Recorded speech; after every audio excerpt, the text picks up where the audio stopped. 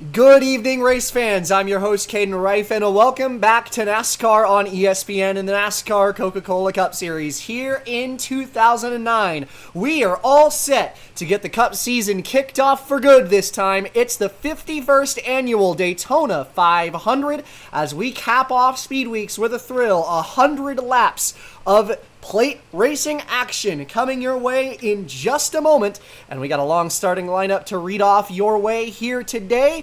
A lot of fun about to be had here in the final edition of Speed Weeks this year in 2009.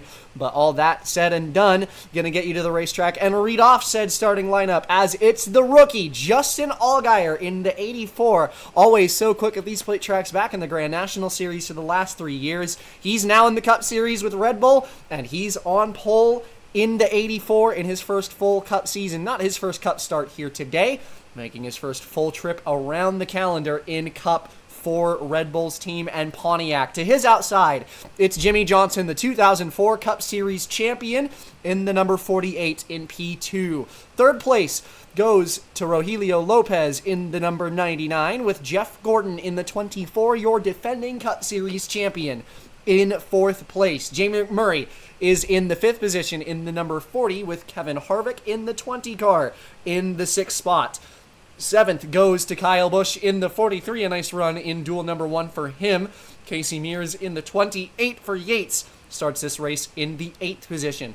Ninth place is Elliott Sadler in the 8, and J.J. Yaley will round out the top 10 in the number 10 in the 10th spot on the outside. Brad Coleman in the 6, he's in the 11th position, and 12th place, that's Michael Waltrip, who's had such an impressive Speed Weeks all week and a half long, in the 12th spot in the number 55. Jason Leffler, the 00, he's in the 13th position, and to his outside is the Bud Shootout winner, Dale Earnhardt Jr. Matt Kenseth for Red Bull in the 15th spot, with 16th going to Robbie Gordon in the 13 for Ginn Innovative. 17th, that is Casey Kane in the number 12, and John Wood, a nice run in the 21 car in the duels. He's 18th. 19th is Jeremy Mayfield's number 44, and Eric Norris making his first Daytona 500 start in quite a few years. For Competitive Edge rounds out the top 20 in the number 51. TJ Bell making his season debut for Jasper in the 77. He's 21st. And Mark Martin making the return to the Cup Series. He's in the 22nd position in the 06 for No Fear. Scott Steckley in the number 23 in 23rd place. And to his outside is the veteran Scott Riggs in the number 57 for PPC. Morgan Shepherd, a 25th place starting spot for the 89 car in today's Great American Race. And Kurt Busch in the number 01, he's 26th. Clint Boyer, one of the most impressive young men in the Cup Series and multi-time Cup winner now, he's in the 27th spot. And Carl Edwards is in 28th in the number 19. 29th goes to Boris Said in the 60, with Ryan Newman rounding out the top 30. Juan Pablo Montoya is number 31 for Childress. He's in the 31st spot. And Stephen Light will start in 32nd, the rookie in the 18. Scott Wimmer is in the 33rd position for Morgan McClure's number 04. Denny Hamlin is 34th in the 25, making his first full season in Cup with Hendrick. AJ Allmendinger making his first full season in Cup as well. He's in the 35th spot in the 83 for Red Bull, and Marcos Ambrose is in the number 5 for Hendrick this year. He starts 36th. Tony Stewart is in the 37th position in the number 42, and Shane Meal in the number 47 as well. Still in his ride from last year, he is in 38th. Greg Biffle, P39 for Roush. Todd Cleaver in 40th in the number 98. Brad Keselowski is in the 41st spot for Penske, with his teammate Ricky Hendrick alongside him in 42nd. And rounding out the field in the back row, it'll be DJ Keddington in row number 22 in the number 81, starting from the very last position on the grid. 43 cars as the field re-expands to a 43-car entry list for this campaign. The 2009 Daytona 500 51st Annual Great American Race coming your way. We've got a lot to talk about. We'll get to it in a moment as we take you trackside for the most famous words in motorsports, the command here from Daytona. Drivers, start your engines! 43 V8s roar to life for the first time for points racing in 2009 as Justin Allgaier and Jimmie Johnson lead us off onto the pace lap here in the 51st Daytona 500. Such a storied list of winners, a storied race, a lot of fun to be had.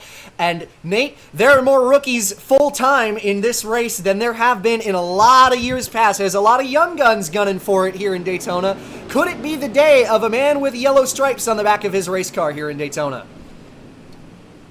Well, if there was going to be a day, I think it would be today. We see one on the pole, Rogelio Lopez in that 99. We did see him do a couple starts last year, but full-time rookie this year. And I really loved what I saw out of him in that first duel. That 99 was on rails. I think that's the car to beat today. A lot of cars who are looking to build on what they've learned through Speed Weeks. A lot of cars who already have something good through Speed Weeks. It's a lot different from the duels, of course. You're going to be expecting a lot of different handling in this race, as we've got clear skies out here today in comparison to the night races of Thursday. So it's going to be a lot of fun to see these guys work with their cars, try and figure out their handling. And we haven't seen a full field of Cup cars so far this Speed Weeks. Of course, you don't see that until the big race on Sunday.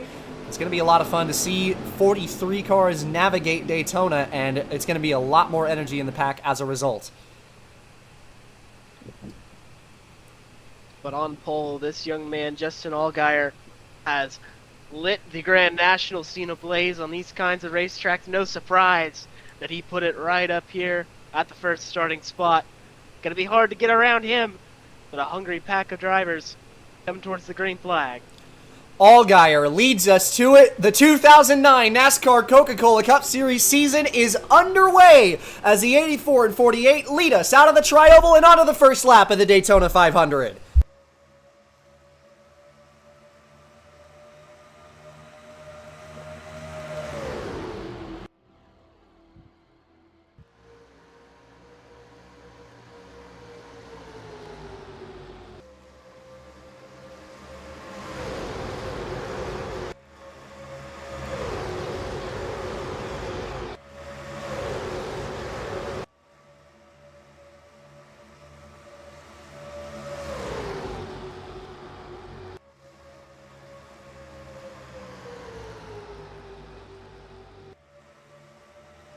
And how about this monster run on the outside from Jimmy Johnson and the number 48 team with his teammate Jeff Gordon pushing him to the lead goes Jimmy Johnson. And on the very last race of Speed Weeks, the trend of the pole sitter leading the opening lap does not hold strong, and that 48 crew pulls into the lead with the help of the 24, his teammate right behind.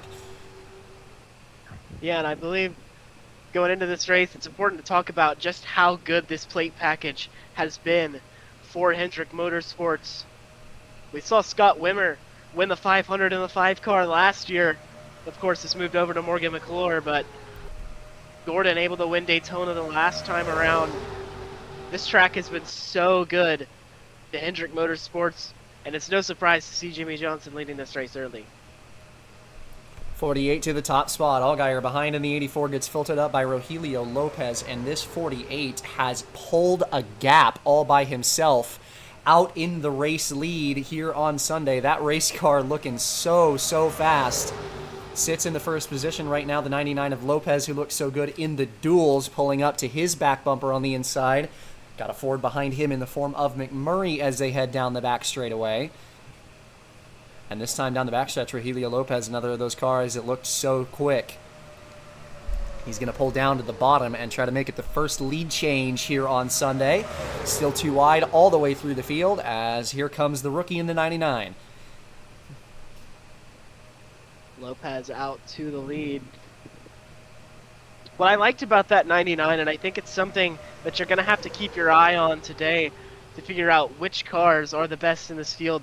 We could see him hold his own on that top lane and keep himself side by side and keep himself in contention, and was able to get back down, and that was really the move that allowed him to win that race. So while the outside lane isn't going to be where you're going to pass somebody most of the time, keep your eye up there and look at the guys who are able to hold their own and make do with what they got up there, because those are the cars that you're going to have to beat today.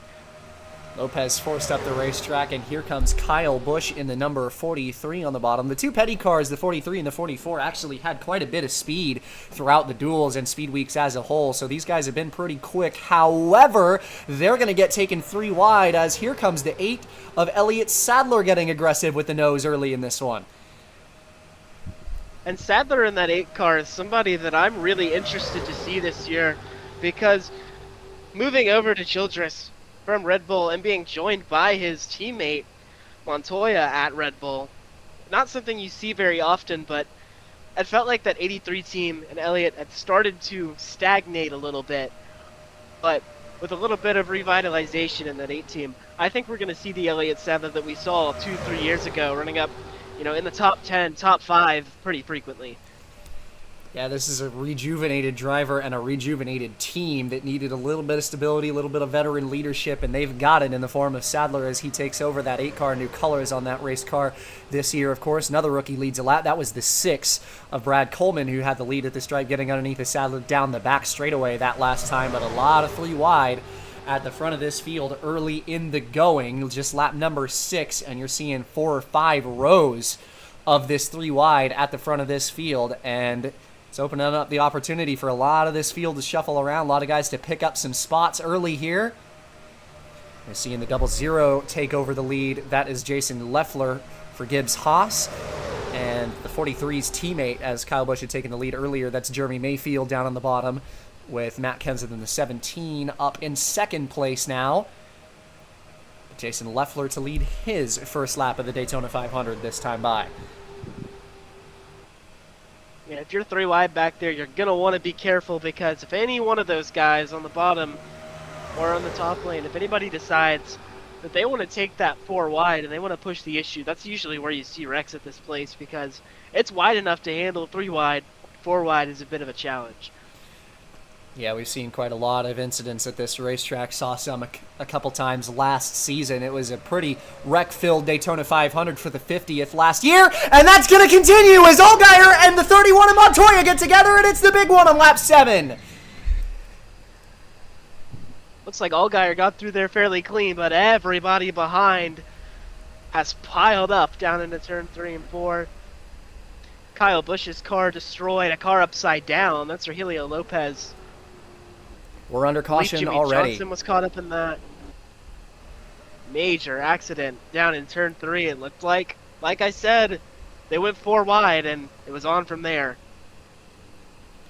The 43 of Kyle Busch involved in it. Robbie Gordon's 13. Montoya, the 31, was the one who got together with Allgaier's 84, and he went for a spin. The 20 of Harvick, the 19 of Carl Edwards involved in it. A lot of cars taken out of this race early on just lap number 8. We tend to see, and more trouble down the back straightaway as everybody gets checked up for the pacing cue. And that results in damage to a lot of cars as nobody is getting checked up. We're going to take you to the replay of this incident on just lap number 7. That was Montoya in the 31,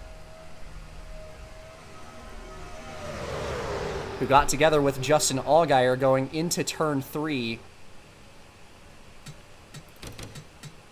Not exactly sure where this started. But looking like it was Montoya going up the racetrack with Scott Wimmer forcing the issue on the bottom in the 04. Just got together with that 84. And it was on from there. Everybody slides down the track, and we see Rogelio Lopez roll over on the bottom. Very slow roll, but lands on his roof. I took out a lot of good race cars really early in this race. And just as I was talking about it, you don't want to go 4 wide, and I don't think they quite got 4 wide, but Montoya got pushed up the track just enough to where they ran out of room down into turn 3.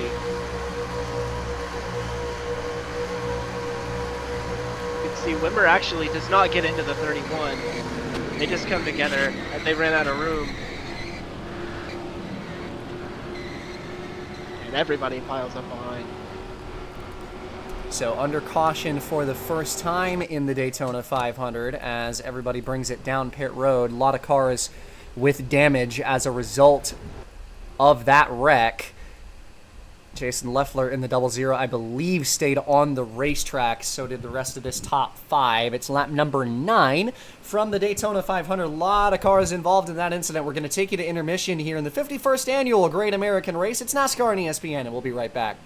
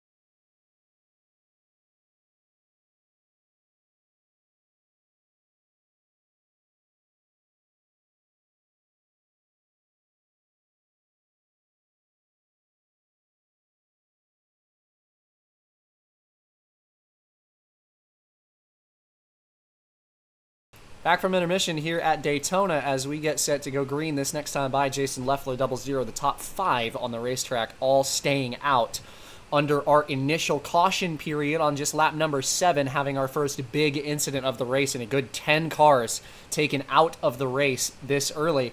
But Jason Leffler, the leader. Brad Keselowski in the 2 will start in the 2nd position. 3rd is Scott Riggs, although he's got some damage sustained from that incident, in the 3rd spot. 4th is Mark Martin in the 06, and Ricky Hendrick makes it 2 Penske cars in the top 5 with Casey Kane's number 12 out of the race.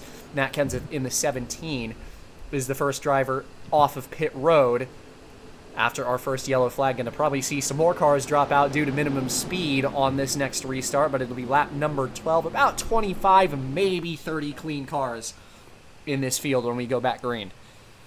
And we saw a few of the rookies taken out in that crash as well, so a lot less yellow stripes than we had earlier. We do see Coleman back there, but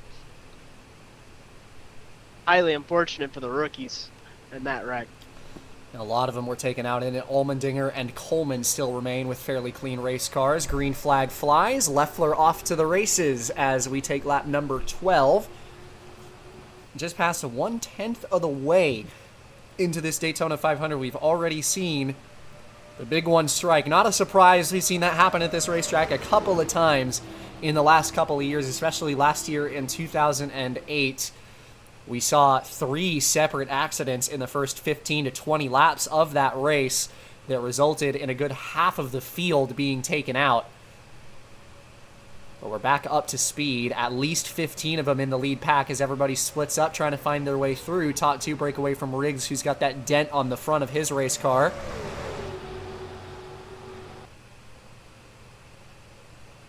Looking like he's going to try to hang tight. Of course, he stayed out despite the damage on his car on that last cycle. About 15 cars in this front pack, and maybe a little less than that to start, although a few more cars that are clean caught further back in the pack, stuck with the damaged automobiles in this field.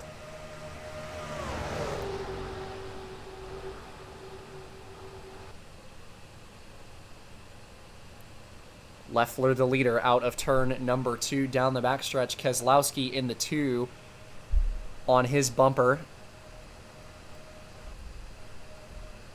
A lot of damaged machinery. Dale Earnhardt Jr. is going to be one of the early retirees here, as well as Denny Hamlin's number 25. Probably plenty of others soon to come, seeing a lot of these guys stacking up and trying to get around each other.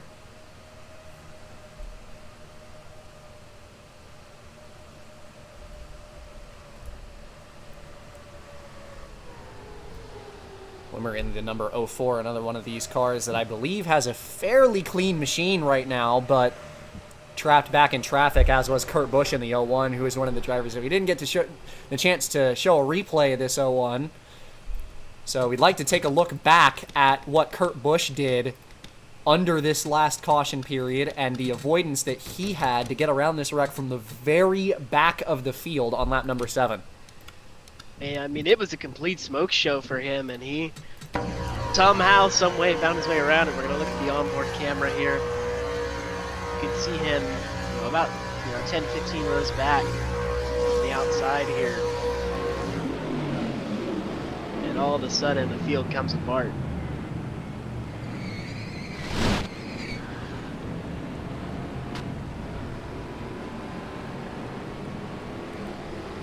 Absolutely impressive job. And another driver that I would like to take note of that managed to kind of sneak through that wreck was the 89 of Morgan Shepherd, who actually got tangled with Carl Edwards in avoiding with it, and the 19 ended up in the accident. And you can see Morgan Shepherd in the 89 is dead last, 43rd place when this starts. And he just gets together a little bit with Carl Edwards there, couldn't keep it off of the apron, but Edwards couldn't get checked up in time. And how in the world did Morgan Shepherd get around that? He pulled that into the grass and still nearly got involved in an unbelievable job by Morgan to get around that with minimal damage. It's a shame that he was one of the cars that was involved in the incident under caution that got him out of the race, because that was an impressive job getting around that wreck. And worth mentioning, even though he is retired from this race early in the going. Matt Kenseth in the 17 car has taken over the lead. Still about 15 or so cars are in this lead pack right now. A little bit less than that at the moment. Stephen Light in the 18. One of the drivers who was at a dead stop in that incident is a driver, and matter of fact, the only driver who went a lap down to finish his repairs, and it's paying dividends because he's got the speed to stay in this lead pack. Riggs sticking with this pack just barely, though think he might drop off in a little bit of time here. AJ Allmendinger trapped behind him right now. Not sure if the 83 has a lot of damage or not. Jeff Gordon, the 24, seems to be clean, and he gets away from the 57. A lot of other cars who are going to be retiring from this race, namely the 10 of J.J. Yaley will be out. Todd Cleaver in the number 98, as well as Casey Mears and DJ Kennington. And a couple of smaller packs of race cars that seem to be all right. We've got a couple of them, one led by Tony Stewart that consists of about 8 cars, and a matter of fact is exactly 8 cars, and then a smaller group of 3 might fall into 2 if the 55 doesn't look too great, but right now Scott Wimmer being helped along by Shane Meal. A little bit of a spotter nightmare between these 2 cars, but the 04 and the 47 bump drafting along to try and get up to the 16 of Biffle and the rest of this pack up in front of them. So I'd say about 25 cars that still could potentially win this race. Maybe a little less than that, given that Allmendinger and Scott Riggs do not look too spectacular on pace at the moment, though they might get picked up by that secondary pack further behind as this race continues. Still Kenseth in the race lead, Ricky Hendrick in the 02 in second, Scott Steckley in third, Clint Boyer fourth, and Brad Coleman in the sixth. As you mentioned, one of the drivers left with the rookie stripes. He's the only one that remains in this lead pack on the lead lap, and he is in the 5th position. I do think Allmendinger's car is pretty alright. He did have to get around Riggs, and he is pulling away from him now. I think that 83 is okay. He's just so far behind this pack at this point that he's not going to be able to get back into it without some help. Yeah, it's probably going to result in him having to drop back into that secondary pack. Man, big block there by Scott Steckley in the 23 in front of the 4 of Clint Boyer to get down to the bottom. So there's not a lot of strength in numbers at the front of this field. Really only groups of 2 teammates at the front of this field right now. Currently, the 17 of Kenseth and the 4 of Boyer are 2 teammates. The 02 of Hendrick and the 77 of TJ Bell are teammates in this group. Outside of that, pretty much nobody with any teammates in this front group. 00 of Leffler and the 06 of Mark Martin are also 2 drivers who are members of the same garage in this top pack. I would like to shout out the 44 of Mayfield for just what a great job that he's done this weekend. We saw him in the duel, had one of the best cars in his duel, was not able to win that race, but very nearly did, and looks like his car is just as good in the 500. Petty's done a really good job this week, and unfortunately for Kyle Busch out of this race early, but that 44 looks like he's got a lot of speed for this race. Yeah, still got one strong horse in this show, and Mayfield definitely seems like he's got a good car. Petty definitely needs to have a good speed week. So it had been such a struggle for them in 2008 with just a 1 top 10 organization-wide in the Cup Series. Kenseth in the 17 starting to look like a little bit of a dominant car in this race as he continues to sit out front, but Jason Leffler in the 00, one of the other leaders in this pack earlier in the going, is going to take over. A big block there by Mayfield in the 44, getting in front of Ricky Hendrick to get down to the bottom in front of Jeff Gordon's 24. John Wood in the 21 slowly starting to drop off of this pack just a little bit. But Leffler retakes the race lead from Matt Kenseth. Behind him, TJ Bell, Mark Martin, and Jeremy Mayfield. And then Ricky Hendrick and Jeff Gordon make up your current inside line. Still currently 12 cars in this lead pack. The 13th car is John Wood. 1 car in this group not on the lead lap, as we mentioned, the 18 of Stephen Light. That 18 camp making a bit of a veteran move there to just take the repairs and get that car fixed up. Again, as we mentioned, the 18 was almost beached up against the double yellow line on the inside after that incident in turn 3 on lap number 7 and ended up taking a lap to finish the repairs. And as I said earlier, paid some dividends for him because he's in a pretty good position to grab a lucky dog, get back on the lead lap, and that car is definitely not slow. Yeah, he just has to catch a caution at the right time, but 18 car definitely looking pretty good. Just has to get a little bit lucky here, but Leffler has really been running this show for a while. This 00 has gotten back to the front. It's like he's got a really good race car underneath him. Yeah, him and Kenseth have been the only 2 cars that have really been able to lead this pack after we went back green. They've got some pretty good race cars underneath them, and there were a lot of good cars taken out in that first incident. There's a couple of other good cars up here. Of course, Jeff Gordon, the 24, is a member of this pack. Clint Boyer in the 4 car. Brad Keselowski in the 2. Still plenty of star power up front right now. It's just a matter of these 2 have the right setup underneath them right now, and it's looking like they've got the best motors in this field, and it's not much of a surprise to see the 17 especially running up front. Red Bull has just nailed the setups all speed weeks long. And Kenseth is one of the only ones of that camp that we hadn't really seen up front a whole lot. It was more the 04, the 4, the 83, and 84 that had been competitive throughout the duels. But Kenseth's got the good car for Sunday, and staying up front in this lead pack, it's really worked out for him, and he has got quite the machine under him as he continues to hang tight on Jason Leffler's quarter panel for the lead. Just as we mentioned that, they're going to go 3 wide. And like I said earlier in the show, when you have a good car that can hang with the leaders on the top lane, that's how you know that that's going to be a car to beat.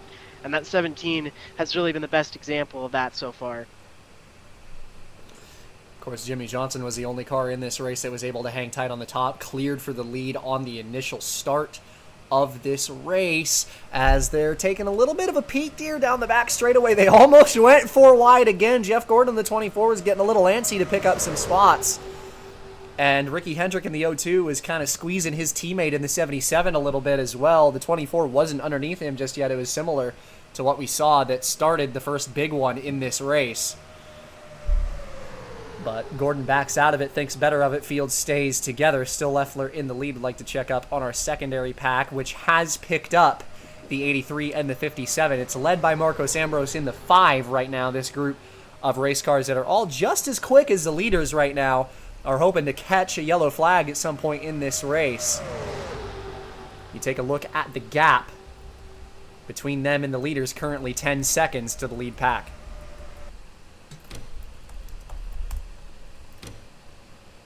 Michael Waltrip will be the next retiree here in Daytona once he gets the chance to hit pit road next time by. Leffler still leading. John Wooden, that 21 car we mentioned, was trailing this lead pack just a little bit. Not quite the speed he wants to see out of his race car, but just hanging on to that draft and has enough to kind of hang tight in this lead group. Leffler tried to get down there in front of Clint Boyer in the 4, but Fastenal Pontiac down to the inside lane. And now he's going to try to be another leader in this group.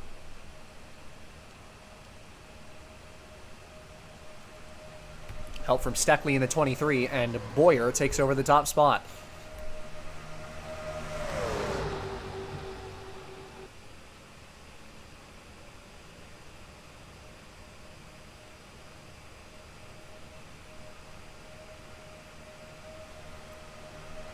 Boyer, Steckley, McMurray, your top 3 on the inside line. Behind that, Keselowski, then Brad Coleman. Though the 00, Jason Leffler, currently sitting in the 4th position, but he is going to lose that top 5 in a couple of corners here.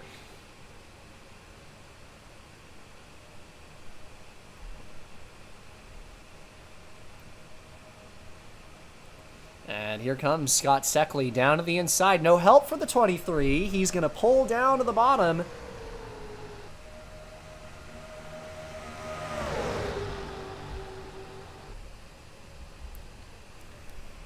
Bill Davis, no stranger to success on these super speedways, coming back with Scott Wimmer when he was a part of this team.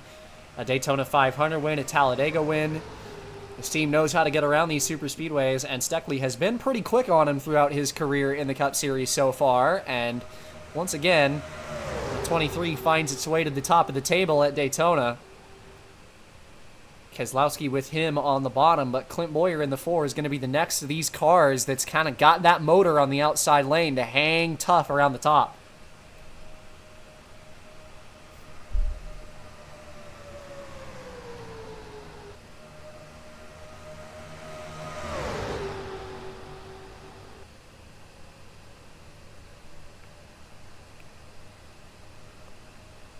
And this right here is also pretty bad news for that secondary pack if they were hoping to catch the leaders without a caution flag. Of course, there's a lot of pit cycles that can kind of split this field up and result in a larger pack further down the order, but the pack is at its most efficient when it's running at this exact configuration with a quick car on the outside line leading the way, and keeps the momentum strong when you're not getting that shuffle and these guys aren't moving around in their positions and picking up and losing spots.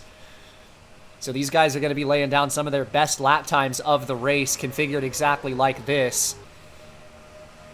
And that is bad news for the second half of the field, who are now 11.5 seconds off of the lead. Yeah, and I feel like they're just really hoping for a mechanical issue or something at this point in the race. Double file here for the race lead, and this 4 car looking really, really good up top. I don't know if it's more that the 4 car's really good or the 23 doesn't have what he wants underneath him, but nonetheless, very impressive what Clint Boyer's doing up there right now. Definitely call it a mixture of both. As we keep mentioning, this Red Bull group have been so strong over the course of Speed Week, so it's not a surprise to see Boyer with a motor like that underneath his race car and to pull up here, be running so strong on that top.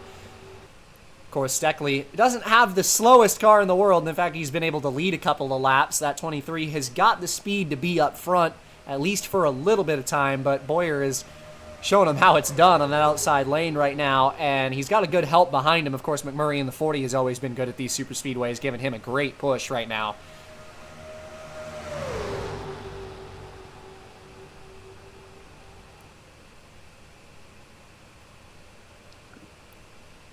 23, 4, 2, 40 is your top four, and the battle for fifth is between the 6 and the 00 of Jason Leffler and Brad Coleman. Leffler on the outside, Coleman on the inside as we continue through here. Going to be 32 laps completed, coming up on 1/3 of this race down. 2/3 of it left to go. As this pack sits in gridlock, would love to check up on our secondary group right now. Tony Stewart in the 42 has dropped just a little bit off of the rest of this pack. I think that probably was in part due to these guys trying to filter out the 57 of Scott Riggs, who's got that damage on the hood of his race car. The rest of these guys are looking okay, but this is part of why this group is losing so much time on the racetrack right now, because they haven't been organized. But they do have some clean race cars in this group and are starting to single file out just a little bit. Though we're losing a couple of quick race cars. Boris said in the 60 right now trying to get around Tony Stewart. Carry some momentum towards this lead group while the 42 drops off back behind him. Currently led by Kurt Busch in the 01. Ganassi has all three of their cars. Sans, of course, the Alliance 55 partner. They have all of their factory cars still in this race, but two of them are members of this secondary pack instead of the lead group. McMurray in the 40 is the only one who is a member of the lead group right now, so a couple of them hoping for that yellow flag right now, but it's pretty impressive for any team to have all of their cars still in this race. So Ganassi has done a pretty good job of getting around the initial incidents in this race and staying in contention. That's what you want to do with these racetracks. It's got to put yourself in position as the race goes forward. And if you do it right, the rest will take care of itself. But really, this kind of racing is more about positioning than it is anything else. You don't have to have the best car in the field to win. Certainly it does help. But you just have to outsmart your competition and put yourself at the right place at the right time to succeed. Kenseth the leader now as Boyer finally fell out of the lead of that top lane, and here comes Stephen Light in the 18, the lapper with the damage repair. A lot of bear bond on that 18 car, but he's going to find his way out to the lead of the pack, and Jeff Gordon, the 24, is going to find his way to the lead of the Daytona 500.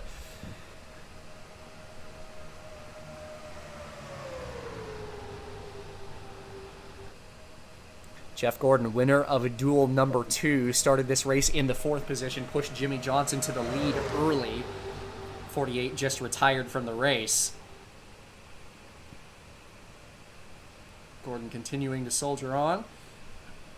His teammate Ambrose is still in this race in the 5. 2 of the 400 cars out of the race, 2 of them still in.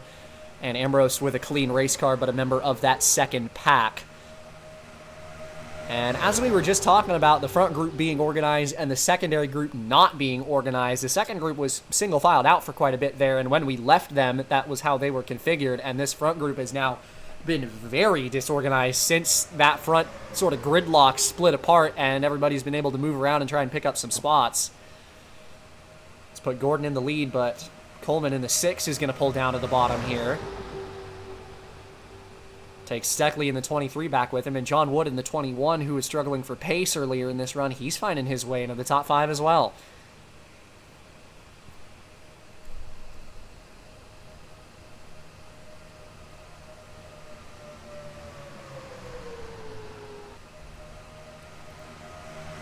Still about 11 seconds between the leader of this group and the leader of group number 2.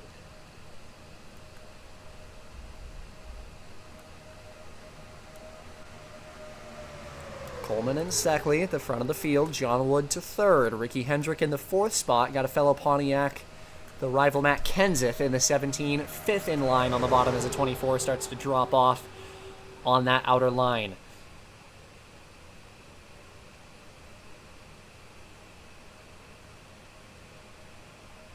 Survival of the fittest in the 2009 Daytona 500. Steckley in the 23. Had the lead earlier as he was dueling with the 4 of Boyer for the top spot. Is going to try and take over again Though Kenseth up the racetrack and Ricky Hendrick in the 02, believe he was one of those drivers who stayed out long and did not pit under our first caution cycle, brings it in for his first pit stop of the race. And this is the point where you can start to see things changing within the pack. It's going to matter, you know, who comes in at what time, who you have behind you. You know, these are all things that could bring these packs closer together and make it more racy or less racy. So where Riggs is going to come in and get that dent on the front of his race car fixed after having not pit under our caution flag cycle. So just a handful of drivers. There were only 5 drivers that stayed out under our first caution period. Brad Keselowski in the 2 is also one of them, so he will join his teammate on the pit lane, although Ricky Hendrick leaves the pits with no help. 16 and 42 of Stewart and Greg Biffle are 2 cars that have just a touch of damage that dropped off of our secondary pack. They are the last drivers out of the draft, but they are above minimum speed. The 48 of Johnson was not. So those 2 soldier on. Ricky Hendrick rejoins the racetrack, and right in front of our leaders,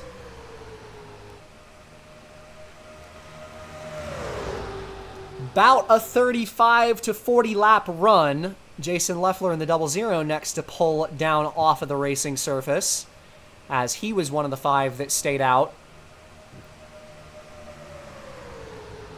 So he hits pit road.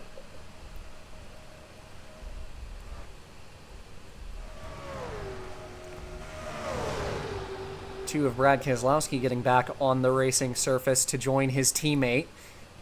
But as we mentioned, about a 35 lap run or so. So our next pit cycle for the race leaders, I would expect to be 5 to 10 laps from now. And from that point, it would be about 80 to 85 that I would expect to see the lead group down pit road as a conglomerate without these single pitters that had gone long and stayed out under the first yellow flag, as this lead group picks up Ricky Hendrick.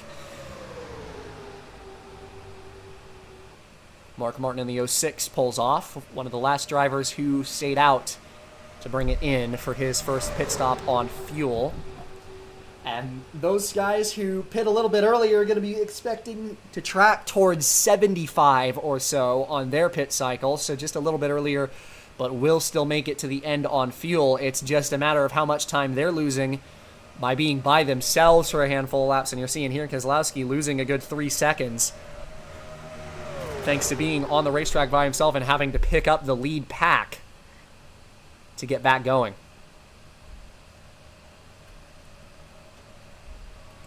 Jason Leffler in the 00 is another one of them as well. Keselowski trying to stall this lead group a little bit and help himself out on the longer run. And he does that beautifully as he keeps the 17 and Matt Kenseth behind him. Kenseth tried to take a look to the inside line for the lead of this pack anyway, but couldn't quite get around the 2, still in the top spot of the race. And is going to get down to the bottom, down the backstretch. Jeff Gordon isn't going to be able to follow suit as Mayfield splits him to the top.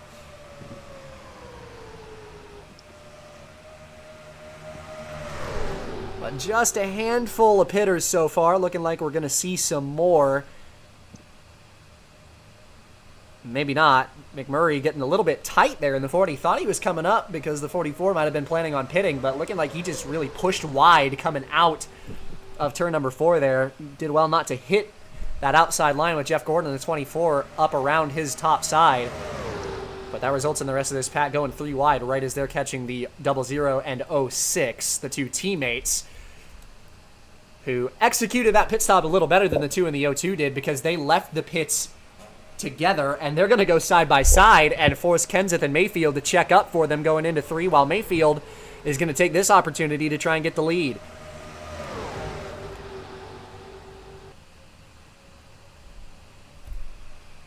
Jeremy Mayfield looking for the race lead. Like I said before, that 44 really, really quick. And how about Matt Kenseth jumping down from that outside lane down to the bottom. We don't see that very often, but that 17 pulled right down in front of his teammate in the 4. And once again, we're talking about that 17 right up front once more. That might be the best car in the field right now. Next pitter, AJ Allmendinger in the 83, looks to be our first of this group who had pit under our first yellow flag, brings it in. Take a look at our secondary pack, which is very much still all together, although still slowly losing the cars that have a little bit of damage, that are really just hoping for that yellow flag to stay on the lead lap and have a little bit more traffic to draft off of and stay up front. But as you mentioned, this 17 of Matt Kenseth has come close to winning the Daytona 500 a couple of times, but has not done it in his career yet. Golden opportunity for him, and he's got the car to do it. He is going to get clear for the lead.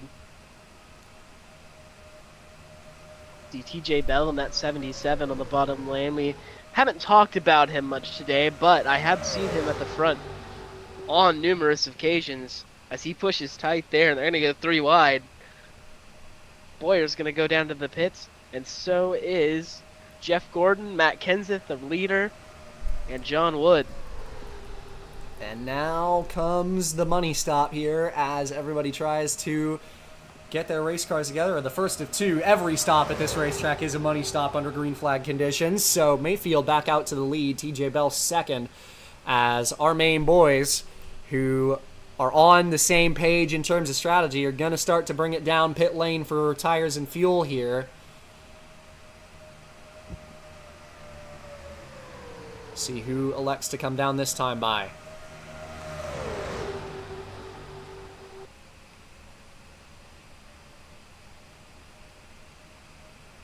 Steckley in the 23 is going to be your only taker. Leffler in the 00, one of the better cars in this race. There you see a couple of the secondary pack cars that had pitted, Kurt Busch and Marcos Ambrose.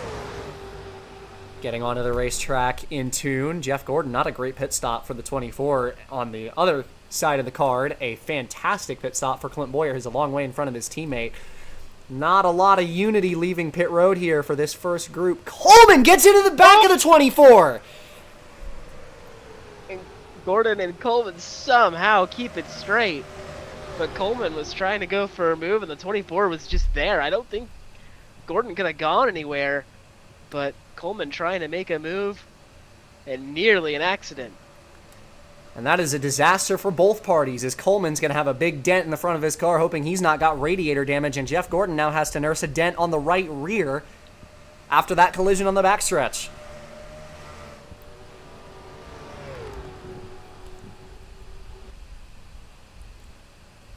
Mayfield still on the racetrack from the lead. Bit of a ways in front of the rest of the lead lap cars. Actually, he's the only lead lap car that stayed out this next time by. He will be down pit road on lap number 49, I would have to assume. And yep, there it is. Hand out the window. Here comes Jeremy Mayfield from the race lead. And the 44 hits pit road. And the 18 is Stephen Light on the same strategy, of course, but a lap down already. He brings it down the pits as well.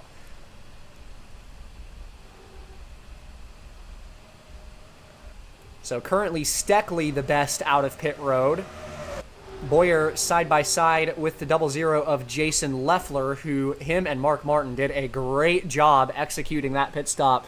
The 02 and the 2 end up in this group as well. But the 00 and the 06, that teamwork that they had on that run, Mark Martin and Leffler, really paid dividends. They find themselves at the lead of this group, and now Leffler going to have to go around the outside of Steckley as they pick him up.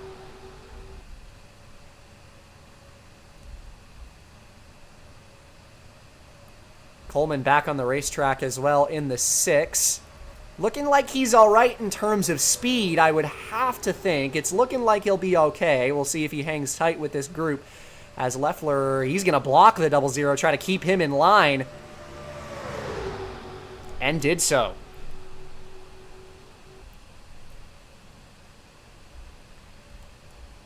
Couple more cars rejoining the racetrack. Just a fantastic pit cycle for Jeremy Mayfield. Didn't get held up by anybody entering pit road, didn't get blocked by anybody, and he rejoins the racetrack a long, long way out in front. TJ Bell, Jamie McMurray also nailed that pit stop. They're back up to speed. Coleman getting passed by Leffler for the lead of the group in the lead of this race. And that secondary pack really is worse for wear. They've split up quite a lot. Kurt Busch and Marcos Ambrose had some great pit stops. Shane Meal not too shabby in the 47 as well. And then a 5-car group led by Wimmer and Allmendinger right now. But these two are closer to the lead pack, but they're only just these two, and might be 3 if they can pick up Jeff Gordon, who of course is a little bit damaged now on the rear of his race car. I'd like to ride on board with Kurt Busch and see if we can see that back bumper once he catches up to the 24 of Jeff Gordon here.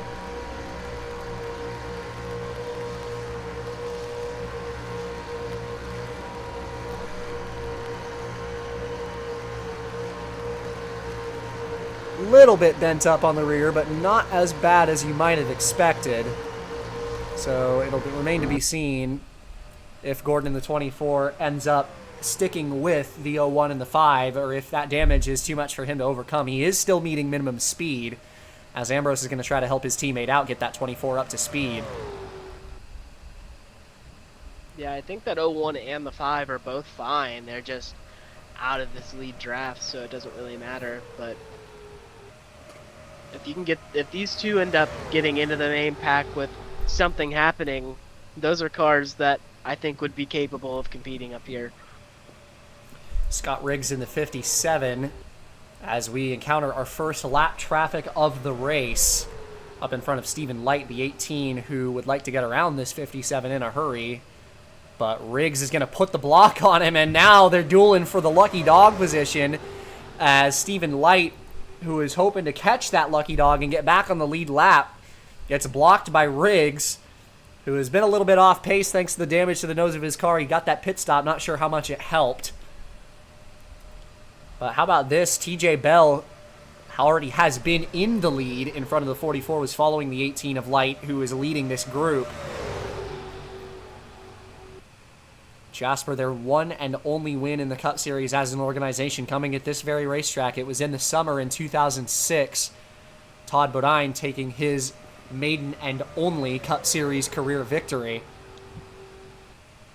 What a story it would be if they could go for a second win at this facility in the Great American Race. But Mayfield, man, he tried to get underneath the 77 there, threw a big block on Ricky Hendricks 02. Just couldn't find the bottom. Single file down the backstretch, see if he makes a second attempt. He will. Ricky Hendrick will try to follow him, but getting a little bit sideways there.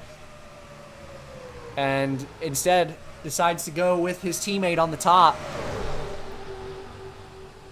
42 and 16, who have been a little bit off the pace, though maybe not as significantly as the 57 of Riggs.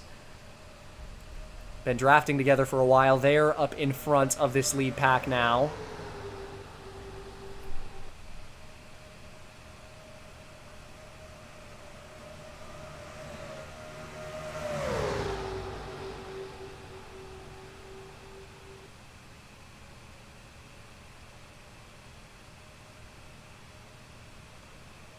Mayfield back to the lead, and as you mentioned, this 44 has just been so strong. It has been an impressive run from him all speed weeks long, and that has not changed here in the 500. He's still got one of the cars to beat in that 44 camp. They've been so quick.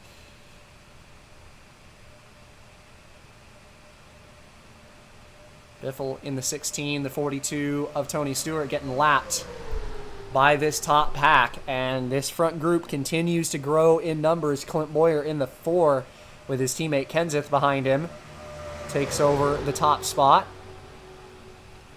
pushes Biffle clear.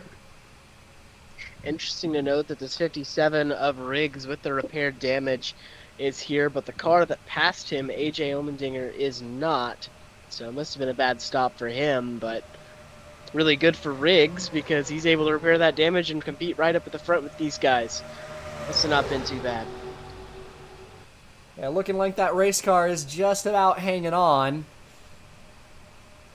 He is on the back bumper of Ricky Hendrick, which is always a good sign. You usually see with these guys and their damage, they tend to drop off at the back a little bit. We saw John Wood in the 21. Not damaged, but a car that doesn't have quite the speed that he wants, that was hanging towards the back of the field for a while, just hanging on to the draft. Riggs has struggled to keep momentum up. As you saw there, the inside line got checked up quite a lot, and Riggs had to back off of the O2, and that's resulted in maybe 10 car lengths between the car that he was on the bumper of, just because he doesn't quite have that straight line speed that he needs. And Stewart and Biffle, the 16 and the 42 as well, are two cars that haven't really been on pace since the initial wreck that we saw. And that hasn't seemed to have changed either.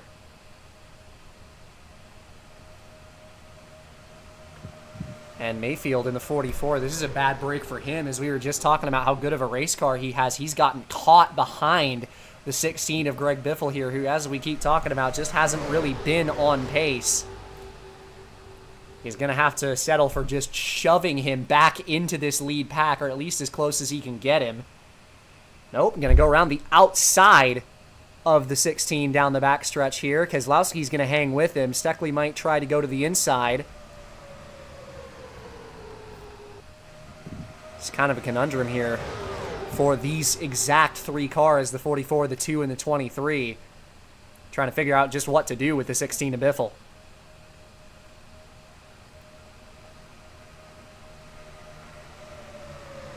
And the answer is going to be to take him 3 wide, at least for a moment. Steckley goes by on the inside as Biffle threw a really big block on Mayfield. Those three cars have definitely been struggling, and doesn't look like any one of them is going to stay in this lead pack. Up front, we do see one of the stronger cars of this race, Jamie McMurray in the 40. We've always talked about how good of a super speedway racer he is, but he's never won the Great American Race. Could today be the day for Jamie Mack?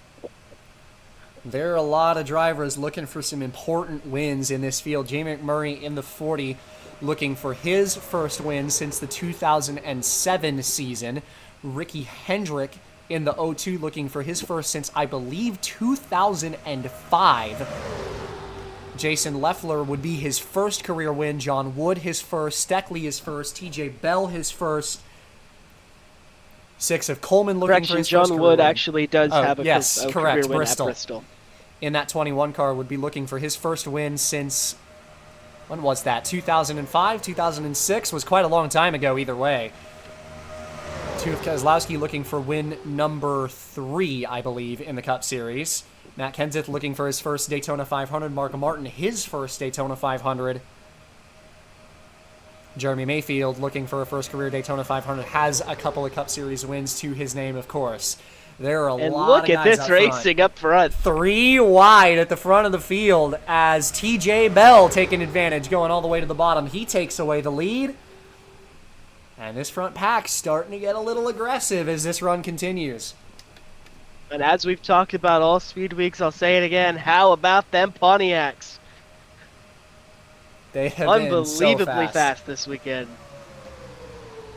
And all of them almost are at the front of this field. The only one that isn't is Kenseth, and he's finding his way forward on the bottom. Still all 3 wide with 40 laps to go. You gotta be careful. As was said earlier, you don't want to take it 4 wide because that's when trouble happens. But 3 by 3 at the moment. Boyer puts a big block on Keselowski and follows him up to the wall and drops back down.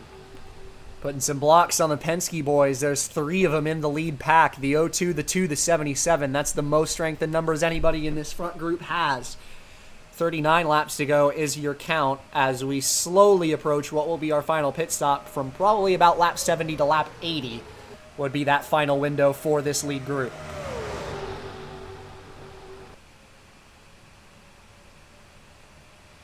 And execution is so, so important for the 06, the 00, the 02, and the 2. Those are all drivers who pit earlier on that last cycle. They had to on the necessity of fueling their race cars running out of gas towards the end of it on behalf of staying out long. Those guys are going to have to do what they did on the last run and kind of nail it, kind of stall this lead pack just a little bit. Force them to lose some time. Because they're going to be pitting earlier than everybody else, and they kind of pit off cycle from each other a couple of laps at a time. Again, the 06 and the 00 did a great job of executing, but the 2 and the 02 did a better job of blocking the lead pack and picking that time back up with the leaders once they got lapped.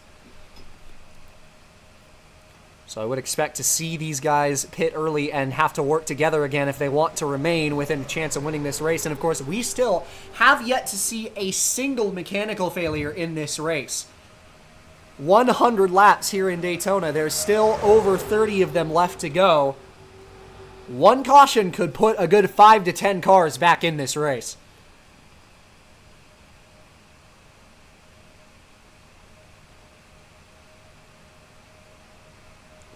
Down the back straightaway, Stephen Light, the 18. That lap car down on the bottom, who's still trying to get his lap back here. Fighting on the bottom versus teammate Mark Martin. John Wood in the 21 for Wood Brothers. Part-time in this race car this year. He's running the full campaign between this 21 and the 29 for Rab Racing. He's going to find his way to the lead in the Daytona 500 here for the Wood Brothers.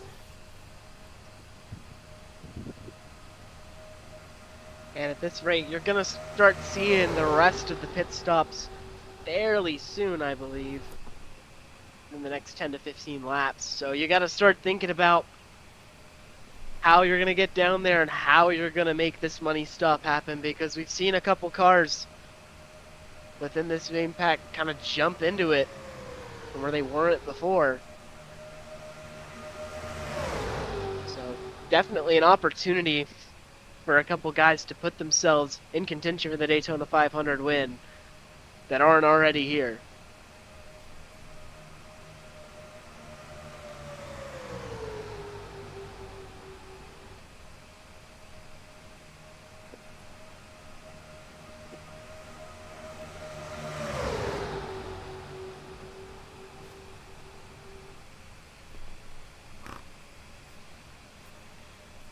.35 laps to go in Daytona. John Wood on the bottom. It's Stephen Light, the lap car in the 18, leading the outside lane and hanging tough with that 21 on the top. Looking like we might enter a little bit of another gridlock period here, if that 18 can hold steadfast on the outside. It's got Mark Martin, Alliance teammate for No Fear, behind him, giving him a great push right now, and another couple of really good cars behind that. Matt Kenseth in the 17, Clint Boyer in the 4. McMurray is going to split John Wood 3 wide instead. And the aggression continues to amp up as here comes McMurray down low. McMurray, with help from Ricky Hendrick behind, back out to the race lead. What a story it would be for Ganassi to switch to Ford and win the Great American Race off rip. He's their only hope right now as Ricky Hendrick goes to the bottom. Hendrick in the 02 just snuck the nose under McMurray. The 40 tried to throw a block there going off into turn 3, but didn't quite have the real estate to do it. Hendrick leads the lap. More 3 wide up front as these guys continue to get aggressive.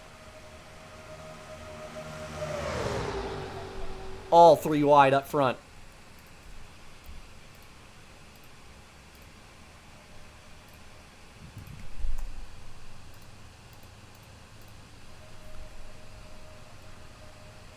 Down the backstretch. Hendrick to the outside. It's going to be the 6 of Brad Coleman pulling down low as he looks for the race lead now. All 3 wide, even despite the fact that this pack is only about 12 cars. Everybody's eyeing for a piece of this pie. Coleman leads. Steckley to the middle. Jason Leffler in the 00 pulls to the inside line. Still all 3 wide.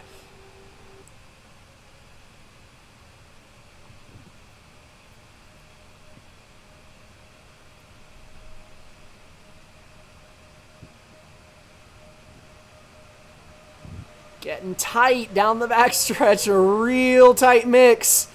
Ricky Hendrick getting aggressive with the side draft on the outside, as well as TJ Bell squeezing up against Steckley in the middle. Leffler takes over the lead.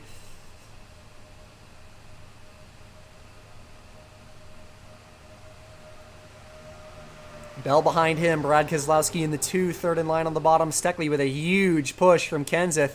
He's trying to clear in the middle. Keselowski trying to force the 17 to the outside lane. Did it successfully.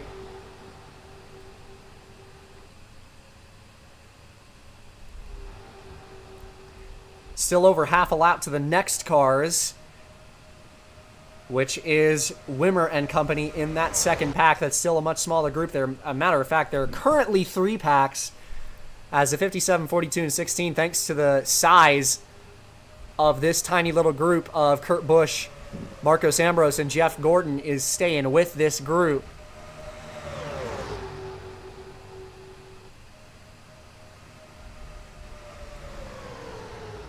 Still some 3 wide at the front of the field, though they've calmed down just a little bit. Leffler's still in the lead. This 00 that it's been a while since we've seen him lead a couple of laps consecutively. He was really good right at the drop of the green after that first incident when we had our first restart. He led quite a while in a row and has finally found his way back towards the front of this field. He's got a great car, but he's got another great car right behind him. That's the 44 of Mayfield.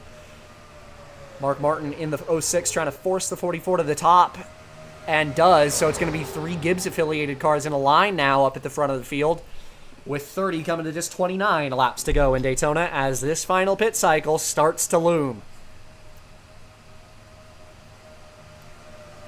And when you're a crew chief, it is the most nail-biting moment of the race, where you either make or break your chances to win the Daytona 500. So, got to make sure you get in and out cleanly. I mean, at a racetrack like this, that is as important as any racetrack that we go to, the entry and exits of the pit lane here. And it's important on having your friends where you can find them and coming in with you. There's a lot more that comes to pit stops than there is at any other racetrack, other than Talladega, of course. So, starting to think about it now, but you also got to have your spotters go up there and coordinate. And in comes Keselowski from the back of this pack. First pitter last time, first pitter this time. That was really good timing for Keselowski, who is at the very back of the field with no traffic to speak of as he gets to pit road. Of course, it's a struggle for him getting to the pit lane and having to leave it by himself. He made it work last time. We saw it, the 2 and the 02 left the pits all on their own, but managed to stay in this lead pack after the cycle completed thanks to the drafting friends they found afterwards. So we'll see how it works out for them. Would expect to see 1 or 2 more this time by. Hand out the window for Jason Leffler from the lead. Leffler coming in, and I believe he's the only one. He will be. Would expect to see Mark Martin and Ricky Hendrick in the coming laps from their respective positions.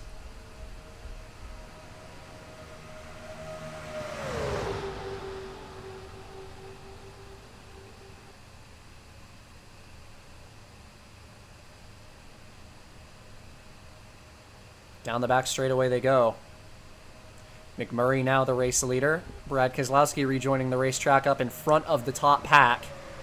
Martin and Ricky Hendrick have both found their way to the inside line, so we'll see if either of them decide to come in this time by.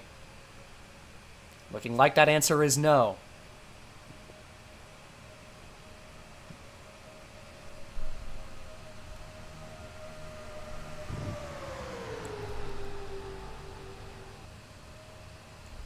Pretty bad spot for Keselowski to be in, but he should pick up Jason Leffler here. And it's not like it's a whole lot different for any of the rest of these guys when you get back together. Even if you pit in a group, we see these guys, they get split apart just a little bit. There's a lot of gaps between them as they leave pit road. So it's not a whole lot different to be by yourself, although Keselowski would be hoping that he would have a drafting partner by this point, but the 00 is just too far up the road. So he's going to have to do his best block of this lead pack as he did on the last run Mark Martin is going to chase the 40 up the hill, try and follow him around the outside of Keselowski. The 2 stays low. McMurray around the outside. Keselowski blocks everybody else. McMurray, at the very least, is going to get around him. And Keselowski trying to side draft that 06. He picks up his teammate on the inside line. That's what you want to see if you're that 2 team. Mark Martin is going to end up boxed in a little bit on the top. And that kind of helps Keselowski in the 2. You want to maybe take these guys out if you get the chance. And Mark Martin, who I know is going to want to pit pretty soon here, ends up trapped on that outside lane. He isn't coming in just yet, didn't even have the hand out the window, so he knows he's going to have to kind of drop towards the back of this field. And Ricky Hendrick is going to end up on the top as well. Maybe not quite. Mayfield couldn't quite get underneath that 0-2 just yet, although he might do it into turn 1 here. Lead pack looking to pick up Jason Leffler in the 0-0. Mayfield does get underneath of Ricky Hendrick, so both of those guys who are going to be wanting to pit pretty soon here, they end up on the outside. McMurray still in the lead down the backstretch as they look to pick up Jason Leffler's 0-0. And Mayfield continuing that march to the field, going to move Keselowski up to the high side. McMurray, a beautiful move in that 40 to stay clear of Keselowski and get to the outside of Leffler and carry the momentum out of turn number 4 this time through. And once again, another good job getting around a lap car that they picked up, the 0-0 and the 2 both. And we're going to see a couple of pitters, I think maybe just 1 or 2. Might just be this 83, and it will be. So Allmendinger's going to pit in this time from pack number 3. Inside the final quarter of this race here in Daytona, McMurray still leading. Martin should have a pretty clean lane to get down to pit road here this time if he so desires. And I think the 0-2 of Ricky Hendrick might try it as well, but he's not going to have a clean lane to get down. He had the hand out the window that time, but still no lane to the inside. So these guys, the 06 and the 0-2, Mark Martin had the chance. So I think the 06 is definitely looking pretty good on fuel right now if he didn't pit in that opportunity that he had right there, because he was all the way clear out back behind Boyer. I think Mark Martin's pretty good on fuel right now. But the 0-2 of Ricky Hendrick had the hand out the window, which means you're kind of in panic mode right now. He's going to want to get to the inside. He needs to get to the inside because he's probably only got a couple of laps of fuel left at most. And there is just no opportunity for him to get down. Yeah, and if he can't get down, which he might get an opportunity here, looks like that lane's going to close up, though. If he runs out on the racetrack, that's going to be a caution. It's going to bring everybody right back into this.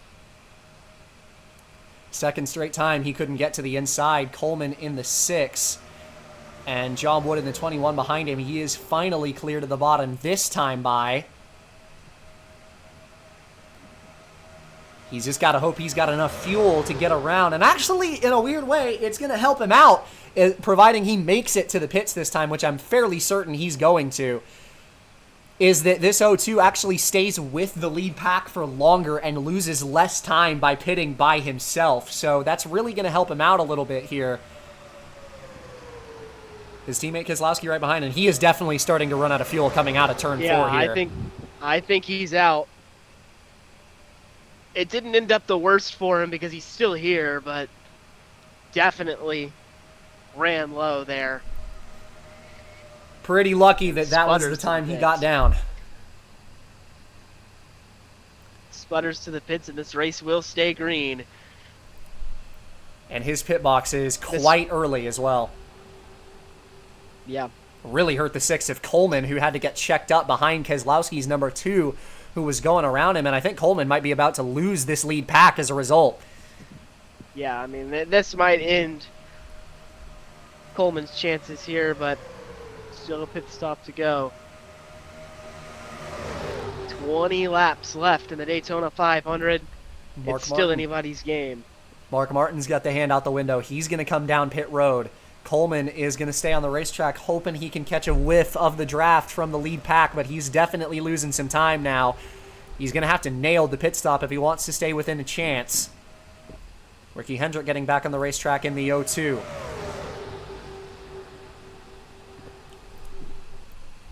Inside 20 to go.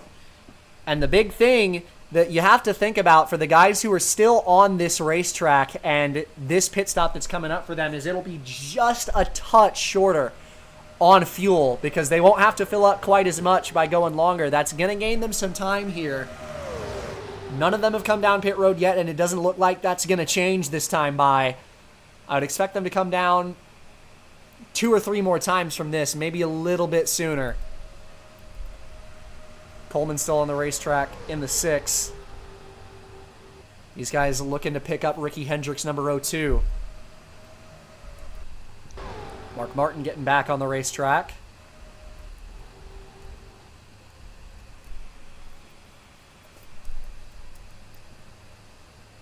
And this is exactly how it turned out last time. These guys ended up in the lead pack when that pit cycle happened, and still ended up with the leaders after they made their pit stops. So I wouldn't be surprised if this works out for the 02, for the 2, the 00, especially the 06, who's in a pretty good spot right now if these guys start to come down now, but it doesn't look like that's going to be the case.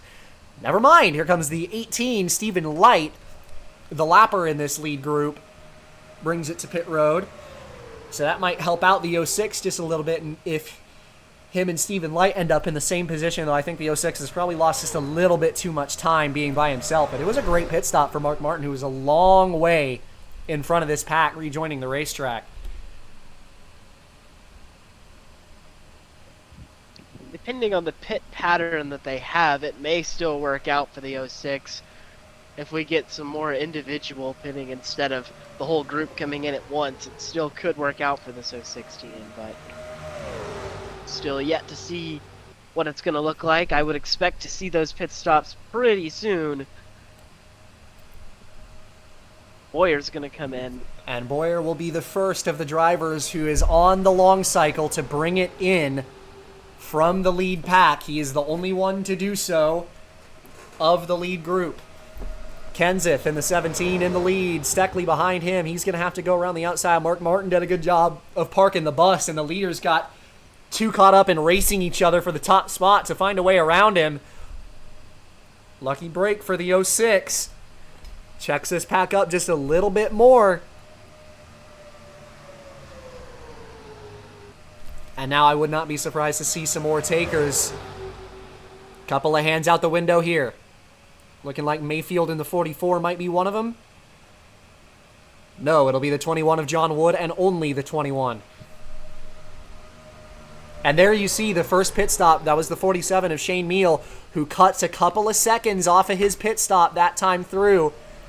Able to take just a little bit less fuel. That's what these guys in this lead pack are aiming for. They want to take just a little bit less gas. Saves themselves some time here.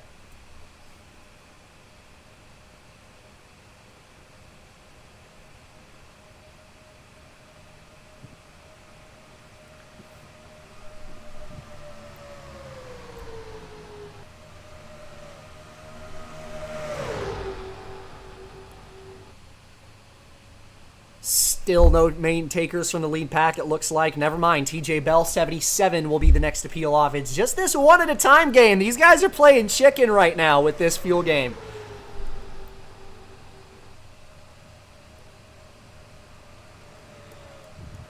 Mayfield to the lead now.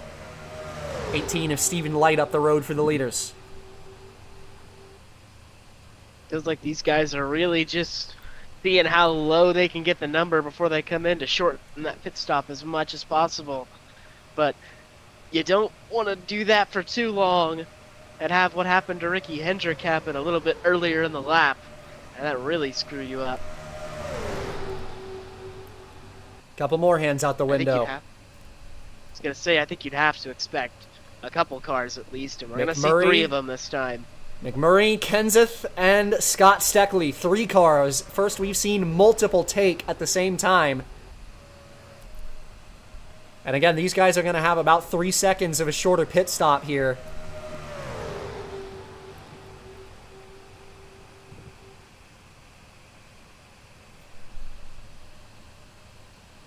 Mayfield still the leader. This is important for Mayfield. Matter of fact, the 44 was the car that went the longest out of anybody on his run. on our last pit cycle, so I wouldn't be surprised if he stays out. Never mind, looking like he might come down this time. He's going to. And actually, again, kind of got misled there because he was the only lead lap car that was still on the track. So again, Mayfield comes in late.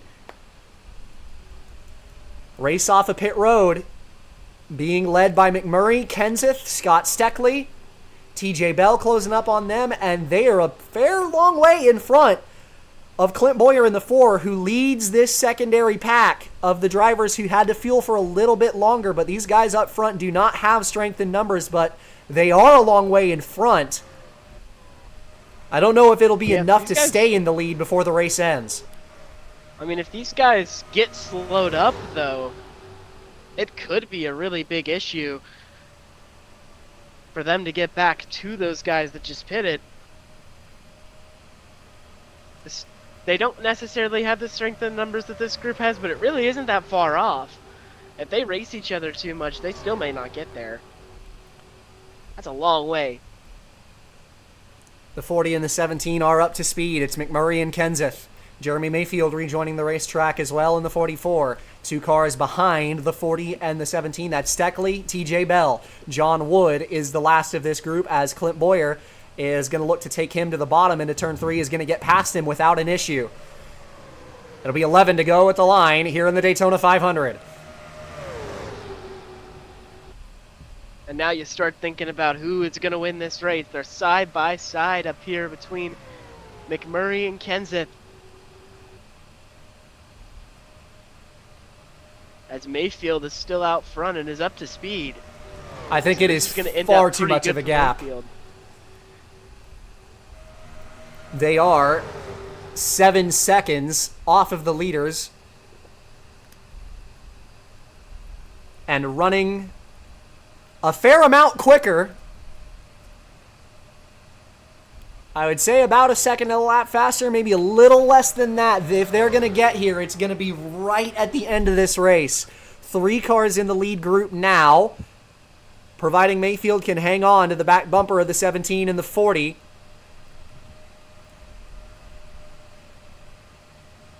Bowyer lost his help as they're getting greedy behind. Matter of fact, they are 3 wide behind the 4.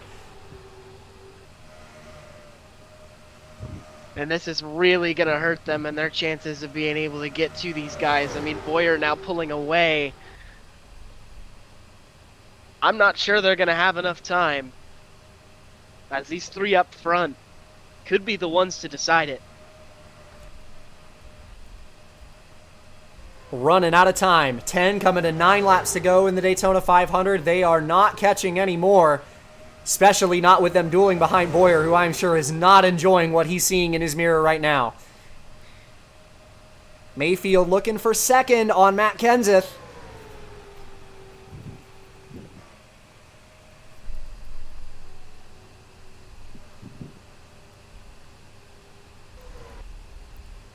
Couple of slower cars up the road. The 83 of AJ Allmendinger, who's all by himself right now.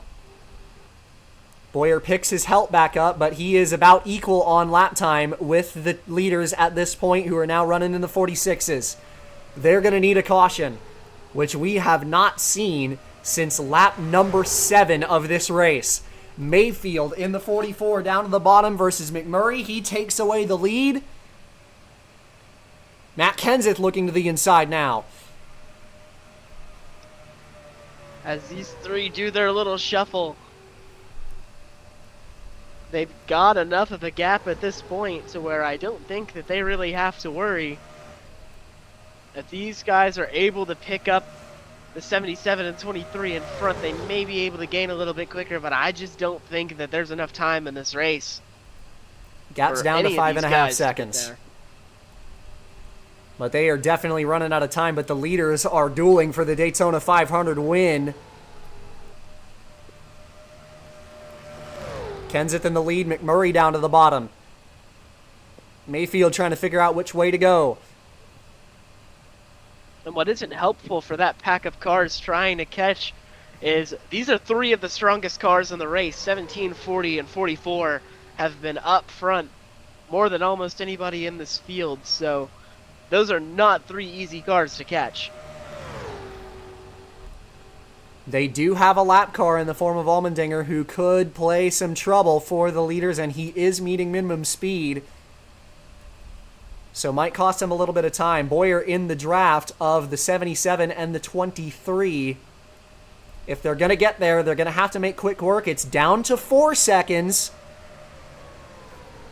They're running 196 as Bowyer is going to think about going around the top. Leffler did not go with the 4.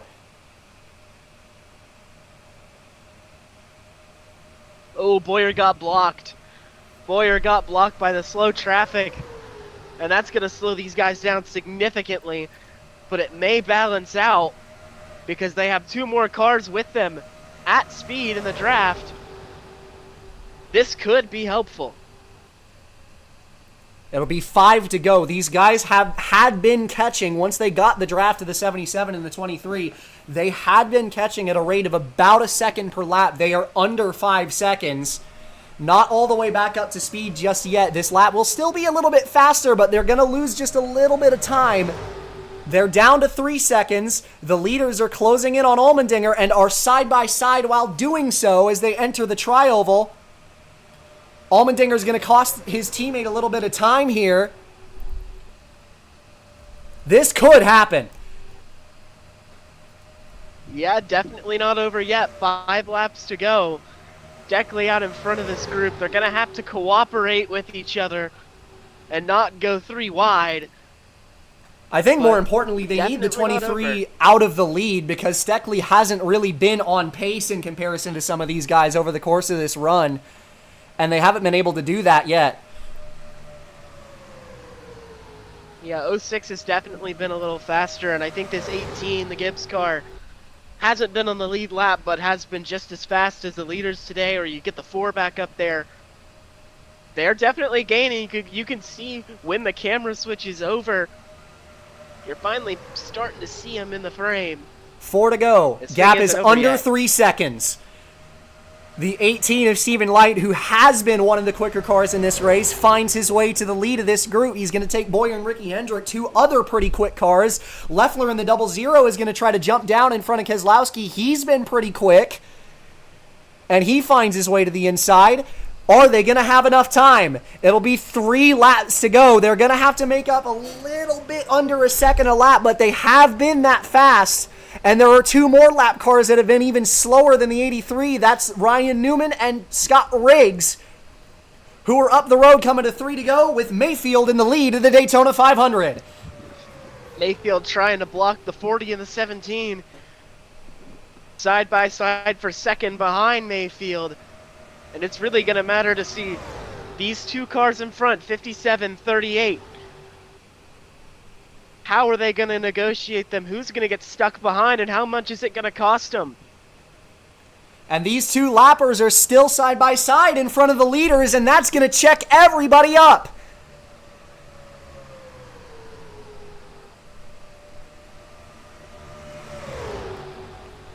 Mayfield holds the lead. McMurray stuck behind the 57, and here comes pack number 2. And they're starting to sniff that draft now. And that's really going to supersize. To go. I don't know if they'll get there. Mayfield giving it all he's got out front. Kenseth with just not enough of a run at the moment. We'll see if he takes a look down here on the back straightaway. McMurray trying to push this 83 up here. McMurray blocked in. It leaves the top 2 all by themselves. Mayfield and Kenseth, the 2 leaders. They're going to take it out of turn 4. The white flag is waving here in Daytona last time around in the Great American Race. I believe it's going to be down to these 2. Mano y mano for the Daytona 500. Who's going to give? Mayfield the leader. Kenseth in the second spot, trying to look low. Couldn't quite get there. Still Mayfield. McMurray clear of the lap traffic. Can he get up there and spoil this thing? Half a lap to go down the back stretch. Mayfield's just got to protect that bottom, make sure that Kenseth isn't able to get underneath him.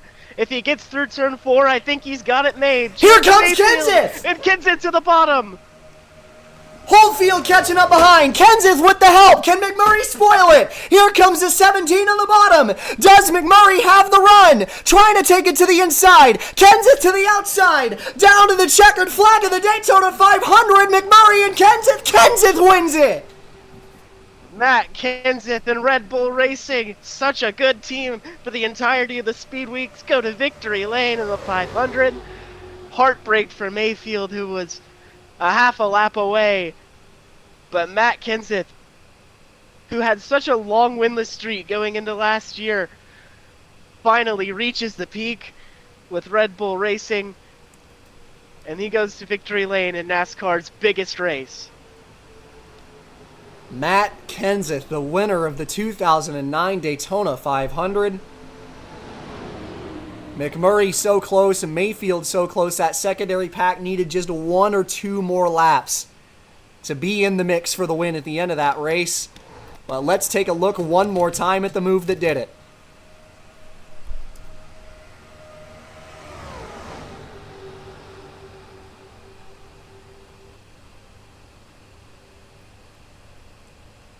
We see Mayfield just trying to protect that bottom. We see Kenseth takes a little look.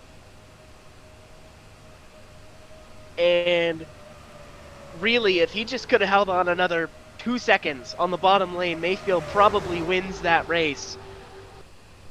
But Kenseth able to get just enough of a run, and McMurray goes with him. McMurray gets a run of his own, but just too little, too late. And Matt Kenseth takes the Daytona 500. An absolutely wild conclusion and a near 95 lap green flag run at the end of that race comes all the way down to the wire, and Matt Kenseth and Jay McMurray side by side across the line. So close for Ganassi with their new OEM, but it's not enough. And Matt Kenseth and the 17 team are going to victory lane in the Daytona 500. Red Bull brought so much speed all Speed Weeks long, and it pays dividends, and one of their cars is going to victory lane. Matt Kenseth, the 2009 Daytona 500 winner. Wow, what a finish. That'll do it for coverage of the 51st Annual Daytona 500. Matt Kenseth, the 17 car, is your winner. And next time out, it'll be Rockingham for the Subway 400 for round number 2 of the season. I've been your host, Caden Rife. On behalf of Nate, joining me in the booth here tonight, it's been a pleasure to have you along as always. We'll see you next time, and have yourselves a good one.